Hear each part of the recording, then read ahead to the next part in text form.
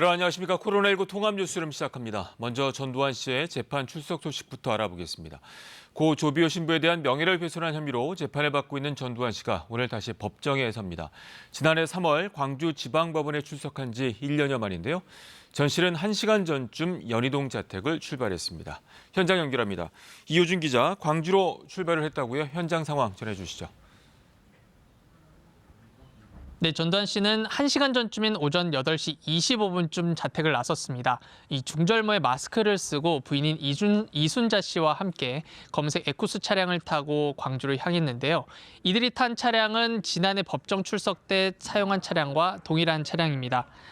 지금은 모두 철수했지만 전 씨의 재출석에 맞춰서 아침부터 자택 앞에는 시위가 있었습니다. 이 전 씨의 처벌을 촉구하는 사람들과 또 지지하는 사람들이 모였고 일부는 인터넷 생중계를 하면서 자택 앞까지 접근을 하기도 했습니다. 이 처벌을 촉구하는 사람들과 지지하는 사람들이 서로 말싸움을 오가기도 했습니다. 광주에서 열리는 이번 재판은 오후 2시 시작합니다. 따라서 전 씨는 오후 1시에서 1시 30분 사이에 도착할 것으로 보입니다. 전 씨는 2017년 자서전을 냈는데요. 여기서 고 조비오 신부를 파렴치한 거짓말쟁이로 비난했다가 이 주군이의 명예를 훼손한 혐의로 재판에 넘겨졌습니다. 재판은 지난해 연말까지 모두 9차례 이어졌는데요. 이번 출석은 지난해 3월 한 차례 출석한 이후 1년 1개월 만입니다. 이 전 씨는 그동안 건강상의 이유를 들어서 재판에 참석하지 않았는데 그동안 골프를 즐기고 호화 오찬을 하는 모습이 공개되면서 논란이 일기도 했습니다. 이 재판장 변경으로 새 재판부가 본인을 확인하는 인정신문을 다시 하게 되면서 이번에 전 씨가 재출석을 하게 됐습니다. 이 광주에선 무릎 꿇은 전두환 동상을 광주지법 앞으로 옮겨놓고 이번 재판도 주시하고 있습니다. 지금까지 서울 연희동 전두환 씨 자택 앞에서 KBS 뉴스 이호준입니다. 코로나19 미국 소식입니다. 인체 살균제를 주입해 보는 게 어떻겠냐는 트럼프 대통령의 발언에 대한 후폭풍이 계속되고 있습니다. 백악관은 매일 하던 기자회견까지 중단했는데요. 트럼프 대통령은 언론 탓으로 돌렸지만 비난은 가라앉지 않고 있습니다. 김은규 특파원이 전해왔습니다. And is there a way we can do something like that by injection inside or almost a cleaning because you see it gets on the lungs. 인체에 살균제를 주입해보는 게 어떠냐는 트럼프 대통령의 발언 이후 매일 열리던 백악관 기자회견은 중단됐습니다. 트럼프 대통령은 언론이 진실을 알리지 않는다며 기자회견이 무슨 소용이 있냐는 회견 무용론을 트위터에 올렸습니다. 언론 반응 보려고 비꼬듯 말했는데 언론이 거짓 보도한다는 불만입니다. 회견에서 진지한 표정으로 문제 발언을 하던 모습에 비춰보면 궤변이라는 평입니다. 후폭풍은 사흘째 거셌습니다. You know what they call that? They call that embalming. That's the medical term. 미시건과 메릴랜드 주지사는 방송에 출연해 책임 있는 대통령이 할 말이 아니라고 했습니다. 살균제 써도 되냐는 문의 전화가 폭증한다고도 했습니다. 백악관 코로나19 조정관은 괴롭습니다. Well, I think it bothers me that this is still in the news cycle because I think we're missing the bigger pieces of what we need to be doing. 미국 내 코로나19 확진자 수가 100만을 향하는 시점, 확산을 저지할 대책 대신 엉뚱한 논란이 중심에 선 모양새입니다. 맥코넬 상원 공화당 대표는 코로나19 대응으로 재정이 바닥난 주들을 향해 파산 신청을 하는 것도 방법이라고 말해 논란을 자초했습니다. 코로나19 이전에 이미 재정이 파탄난 주들이 이번 기회에 돈 받아내려 한다는 게 파산 신청 발언 배경으로 보인다고 CNN은 전했습니다. 코로나19로 큰 피해를 입은 주들이 대부분 민주당 주지사 지역이라 상원 공화당 대표의 파산 신청 발언이 정파적이라는 비판도 나오고 있습니다. 미 의회와 연방정부는 주 예산 지원을 포함한 4차 경기 부양안을 준비한다고 예고했지만 아직 결정된 것은 없습니다. 버지니아에서 KBS 뉴스 김은규입니다. 유럽에서 코로나19 피해가 가장 심했던 두 나라, 이탈리아와 스페인이 나란히 하루 사망자 200명대를 기록했습니다. 이탈리아에서는 하루 사망자가 900명을 넘기도 했는데요. 이처럼 확산세가 다소 꺾이면서 그동안 취해왔던 강력한 봉쇄 조치를 조금씩 완화할 준비를 하고 있습니다. 유광석 특파원이 보도합니다. 이탈리아의 어제 신규 사망자가 260명에 그쳤습니다. 하루 사망자 수가 200명대를 보인 건 지난달 14일 이후 6주 만입니다. 하루 최다 사망자는 지난달 27일 919명이었습니다. 신규 확진자 수 역시 이틀 연속 2,000명대에 머물렀습니다. 이탈리아의 누적 확진자 수는 19만 7천여 명, 완치자와 사망자를 뺀 현재 감염자 수는 10만 6천여 명입니다. 주세페 콘테 총리는 현지 언론과의 인터뷰에서 다음 달 4일부터 기업과 공장 운영을 정상화할 것이라고 밝혔습니다. 2달 가까이 지속된 외출 제한령도 제한된 범위에서 완화하는 방안을 고려하고 있다고 말했습니다. 현지 언론은 일반 상점과 식당, 술집 등도 순차적으로 영업을 재개할 것이라고 보도했습니다. 콘테 총리는 그러나 현 시점에서 학교 문을 다시 여는 것은 매우 위험하다며 휴교령은 다음 학기가 시작되는 9월 초까지 유지하겠다고 밝혔습니다. 스페인의 어제 하루 사망자도 288명 증가하는 데 그쳐 지난달 20일 이후 5주 만에 최저치를 보였습니다. 강력한 봉쇄 조치를 시행 중인 스페인은 어제 14세 이하 어린이들의 외출을 40여일 만에 허용했습니다. 스페인 정부는 구체적인 봉쇄 조치 완화 일정을 오는 28일 발표할 예정입니다. 베를린에서 KBS 뉴스 유광석입니다. 국내 신규 확진자는 9일째 10명 안팎을 유지하고 있는데요. 이런 가운데 코로나19 환자들을 담당하는 국가지정 격리병동 간호사 2명이 확진됐습니다. 보도에 이철호 기자입니다. 경기 북서부 지역에 국가지정 음압격리병상이 있는 고양시 명지병원. 현재 코로나19 확진자 5명이 입원 중인 이 격리병동에서 20대 간호사가 확진 판정을 받았습니다. 그 뒤 의료진 45명에 대한 전수조사 과정에선 또 다른 20대 간호사가 양성으로 확인됐습니다. 두 사람은 최근 함께 저녁 식사를 한 것으로 조사됐습니다. 방역당국은 먼저 확진된 간호사가 방호복을 벗는 과정에서 바이러스에 감염됐을 가능성이 있다고 보고 있습니다. 군입대를 앞두고 이틀간 부산을 방문한 대구의 10대 확진자 관련 역학조사도 속도를 내고 있습니다. 방역당국은 이 확진자가 다녀간 클럽 방문자 등 515명을 조사 중이며 현재 접촉자 100여 명이 자가격리에 들어갔다고 밝혔습니다. 방역당국은 특히 클럽과 주점 등 유흥시설과 관련해 젊은 층에 강도 높은 거리 두기를 거듭 당부했습니다. 젊은 연령층에서는 굉장히 활동 범위가 넓기 때문에 그런 전파 위험력이 상당히 높습니다. 한 명의 환자라 하더라도 슈퍼전파 사건으로 증폭될 수 있는 그런 장소임을 다시 한번 상기하고 완치 판정을 받고 퇴원했다 다시 확진된 재양성자는 263명으로 늘었습니다. 그러나 이로 인한 2차 감염은 아직 확인되지 않았습니다. 한편 슈퍼전파 사건인 대구 신천지 교회 집단 감염과 관련된 31번째 확진자는 입원한 지 67일 만인 지난 24일 완치 퇴원한 것으로 확인됐습니다. KBS 뉴스 이철호입니다. 긴급재난지원금 지급을 위한 국회 추경안 심사가 오늘부터 본격 시작이 됩니다. 쟁점이 됐던 1조원을 국채 발행 대신에 세출 조정을 통해 마련하기로 하면서 극적으로 합의가 됐는데요. 추경안이 이달 내 처리가 되면 다음 달 재난지원금 지급이 가능할 것으로 보입니다. 조태영 기자입니다. 여야는 오늘부터 긴급재난지원금 지급을 위한 2차 추경안 심사에 본격 착수합니다. 국회 상임위별로 긴급재난금 마련을 위한 세출 조정안을 논의합니다. 여야가 잠정 확정한 긴급재난금 2차 추경안 규모는 14조 3천억 원, 여당 안대로입니다.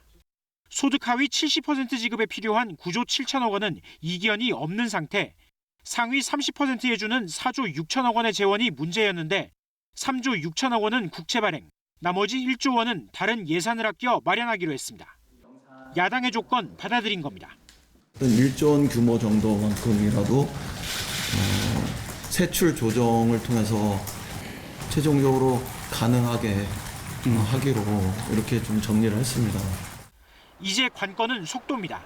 이번 주 후반 시작되는 연휴와 다음 달 여야 원내대표 교체를 감안하면 5월 지급을 위해선 추경안 심사와 본회의 처리를 29일까지 마쳐야 합니다. 민주당은 추경안이 단순하고 규모도 크지 않아 30일 이전에 끝낼 수 있다고 했는데 통합당 5월 지급 목표는 여당이 우기는 것이라고 했습니다. 심사를 서두르기보단 어떤 예산을 줄이겠다는 건지 아예 나라빚을 내지 않고 마련할 수는 없는지 따지겠다는 겁니다.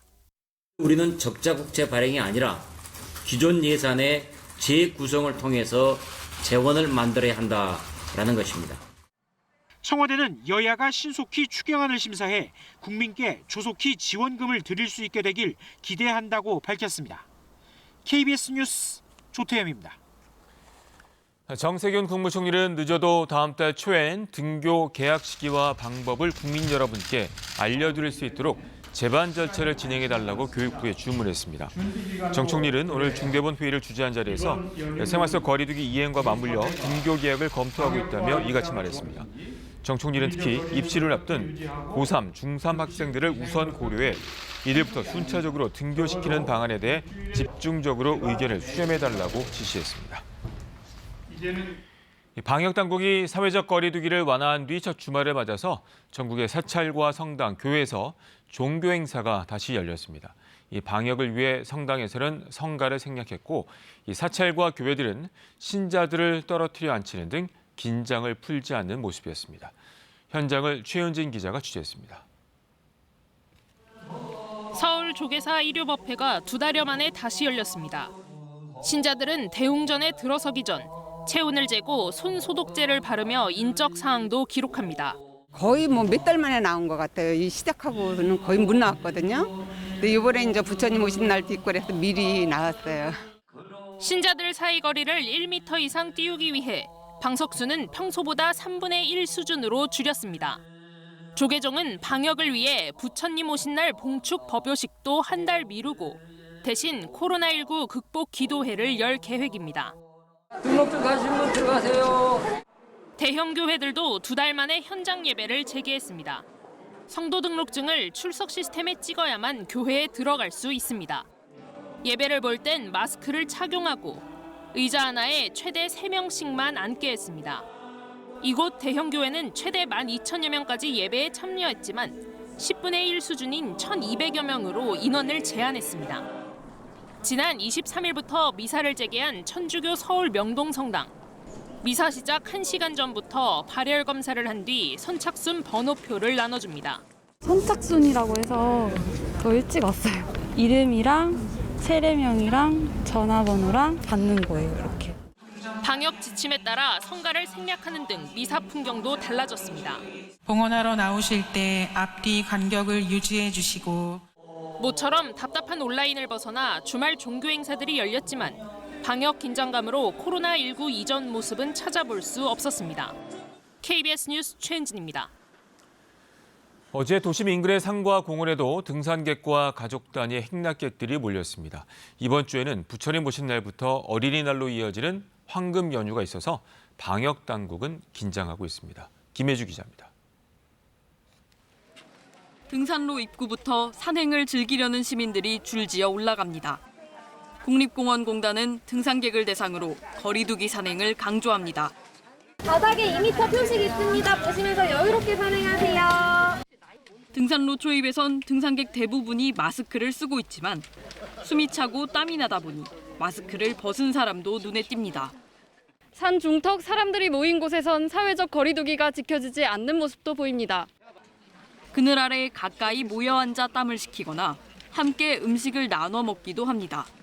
조금만 떨어주십시오. 뒤에 분. 코로나19로 2m 거리두기 캠페인하고 있습니다.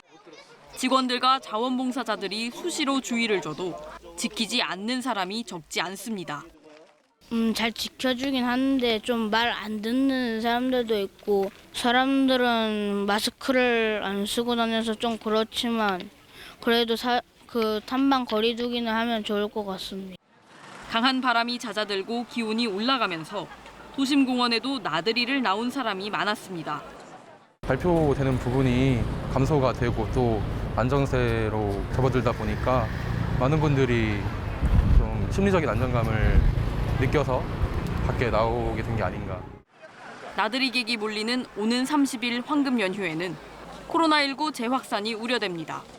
내가 무증상 감염자, 경증 감염자일 수 있다는 생각으로 나의 방심이 자칫 사랑하는 부모와 자녀, 이웃에게 피해를 줄 수 있다는 생각을 가져주시길 바랍니다. 여행지를 방문하는 경우 밀폐되거나 사람이 밀집된 장소를 피하고 거리두기와 마스크 착용을 지킬 것을 방역당국은 당부했습니다. KBS 뉴스 김혜주입니다.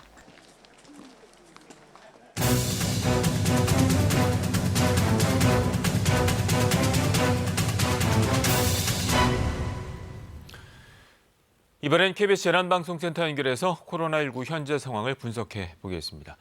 이혜진 기자, 먼저 국내 확진자 현황부터 정리해 주시죠.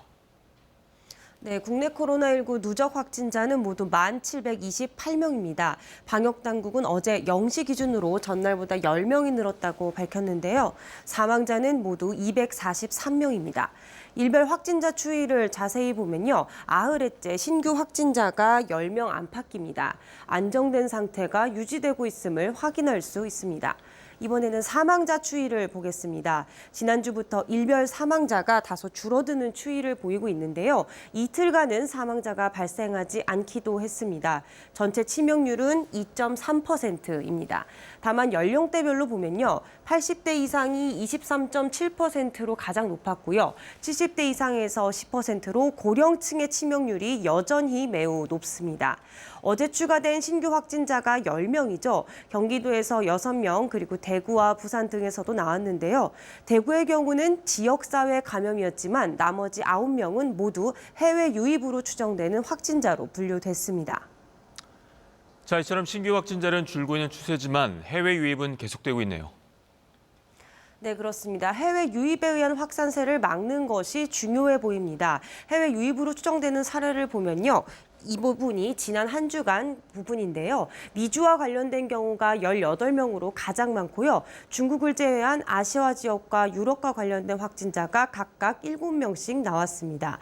해외 사행은 여전히 좋지 않습니다. 미국뿐만 아니라 영국과 터키 그리고 러시아 등지에서 확진자가 급증하고 있습니다. 일본에서도 최근 하루 500명 안팎의 확진자가 나와서 이제 누적 확진자는 13,000명을 넘었습니다. 날씨가 따뜻해지고 신규 확진자가 안정적인 상황이 유지되자 사회적 거리 두기가 다소 느슨해진 모습을 곳곳에서 볼 수 있는데요. 방역당국은 언제 또 2차 대유행이 시작될지 모른다며 철저한 관리가 계속해서 중요하다고 강조했습니다. 지금까지 재난방송센터에서 KBS 뉴스 이혜진입니다.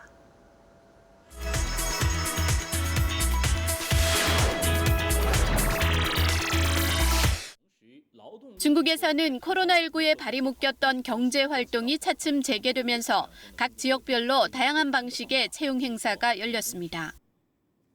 코로나19의 진원이었던 후베이성 우한에서는 7개 구역에서 동시에 채용 박람회가 열렸습니다.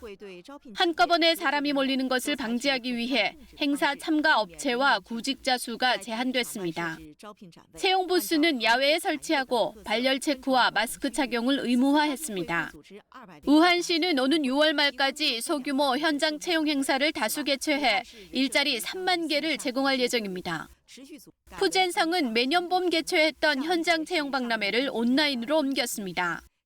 我可以在空中双选会的企业大厅了解到很多企业的全部信息，解除了我跟企业之间空间的限制。同时，很多企业它是有视频面试的，我觉得这种交流方式是非常高效的。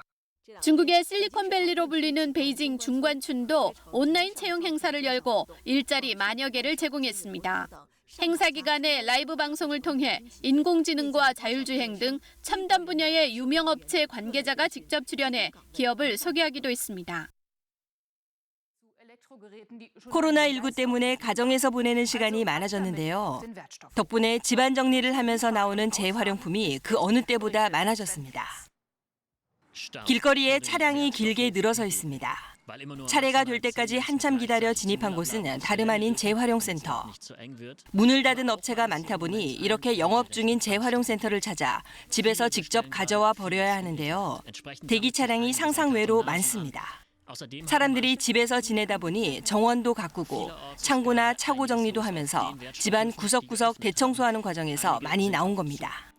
Ich denke, das können wir ohne Übertreibung so sagen. Also insbesondere bilden sich schon eine halbe Stunde vor Öffnung schon die ersten Autoschlangen.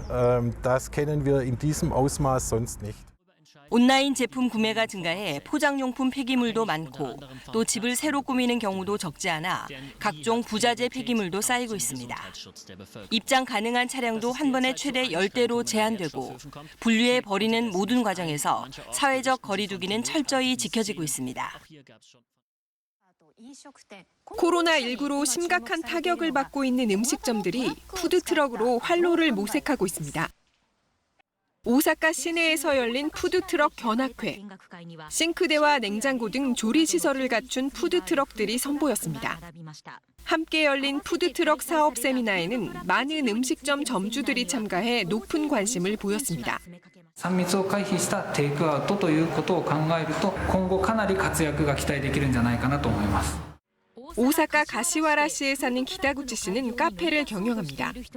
과일이 듬뿍 들어간 파르페와 샌드위치 등이 인기였지만 코로나19 확산에 따른 긴급사태 선언이 내려진 다음 날부터 휴업에 들어갔습니다. 기타구치 씨는 사람이 붐비는 곳을 피해 자유롭게 이동할 수 있는 푸드트럭에 기대를 걸고 있습니다. 柏原市ではこういうのがあまりないので、すごく楽しみです. 기타구치 씨는 어두운 뉴스뿐인 요즘 사람들이 맛있는 음식을 먹으며 잠시나마 행복한 기분을 느낄 수 있었으면 좋겠다고 말했습니다.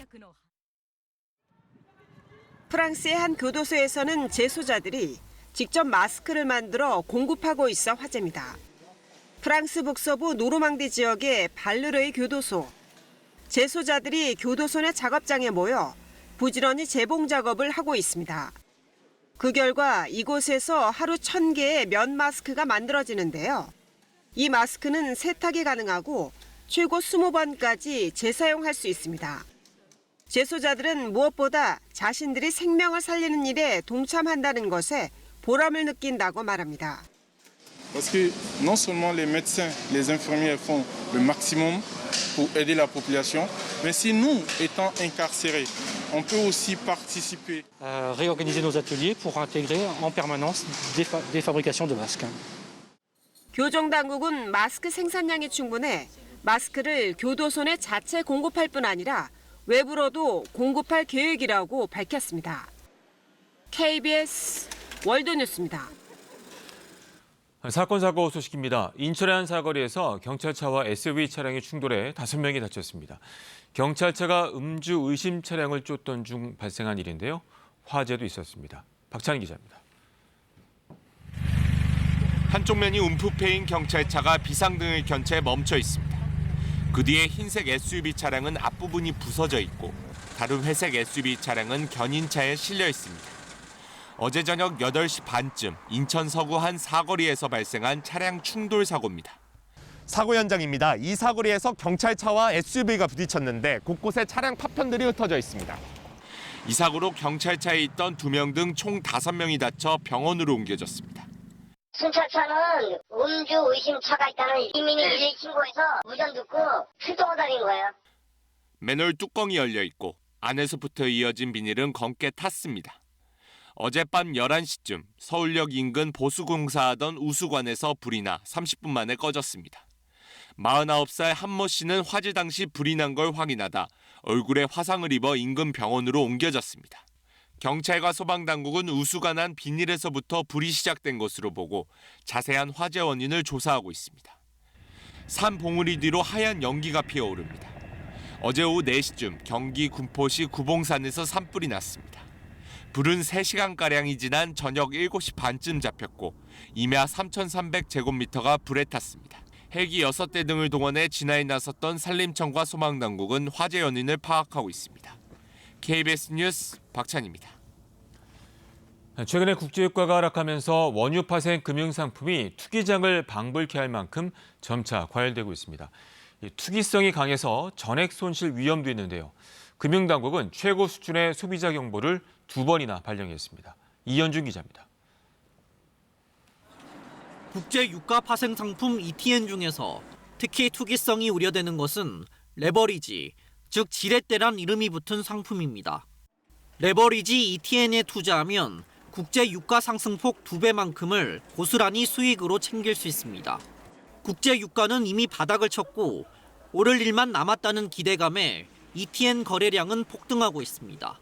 실질 가치가 약 190원인 한 증권사 ETN 증권의 매수 가격은 개인 투자자까지 대거 몰리면서 2,000원대까지 치솟았습니다. 유가가 내려갔으니까 결국 코로나가 앞으로 해소가 된다면 유가가 점진적으로 오르지 않겠느냐라는 심리가 매수 심리를 갖다 자극했다고 보시면 되겠죠. 투기 광풍 조짐까지 보이자 금융감독원은 최고 수준의 소비자 경보를 2차례 발령했습니다. 사상 처음 이뤄진 강도 높은 조치입니다. 레버리지 ETN은 국제 유가가 하루 50% 이상 떨어지면 전액 손실을 보는 구조. 유가가 또 출렁인다면 투자자 손실은 걷잡을 수 없이 커질 수 있습니다.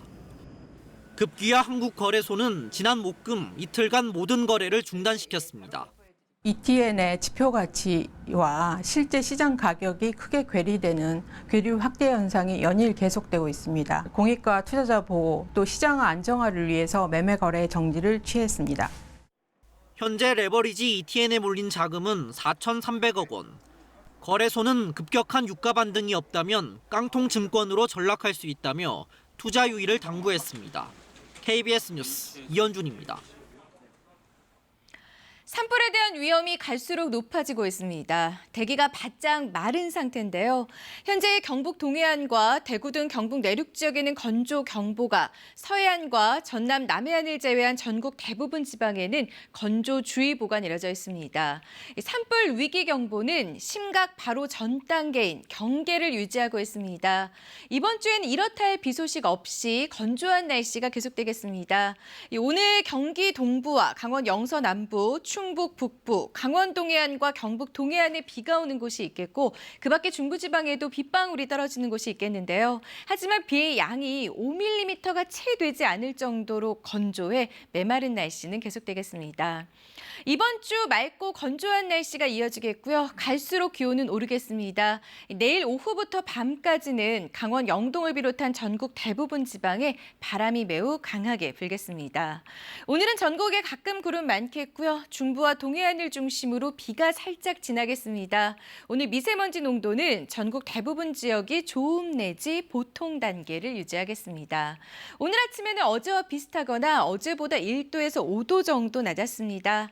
앞으로 최고 기온은 서울이 18도, 청주와 대전, 전주와 광주가 19도, 대구와 포항, 창원은 20도까지 오르겠습니다.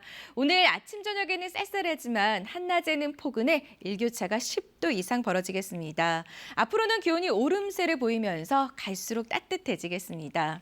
동해상을 중심으로 천둥 번개가 치는 곳이 있겠고 바다의 물결은 0.5에서 1.5m로 비교적 낮게 일겠습니다. 날씨 전해드렸습니다. 코로나19 통합 뉴스룸은 잠시 뒤 11시에 이어집니다. 고맙습니다.